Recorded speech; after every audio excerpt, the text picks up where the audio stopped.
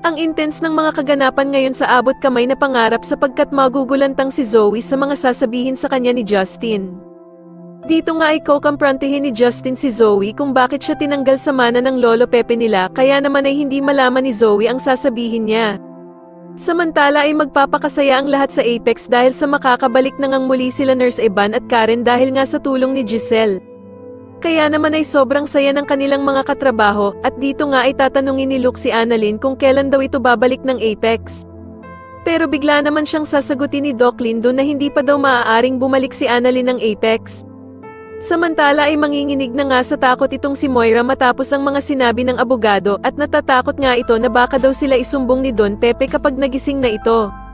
Kaya naman ay agad niyang sasabihan ng anak niyang si Zoe na mag-impake ng mga gamit nito para magbakasyon sila dahil sa kailangan daw muna nilang magtago.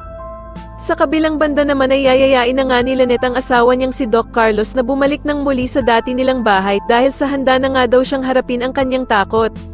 Ikakatuwa naman ito ni Doc Carlos at agad naman siyang sasang-ayon sa plano ni Lynette dahil sa gusto na nga niya talagang makaiwas kila Aling Susan at Diyosa. Samantala ay makikita na naman ni Giselle ang dati niyang asawa na si Eric, kaya naman ay pakikiusapan niya ito na sana nga daw ay makasama niya ang anak niyang si Justin kahit isang araw lang.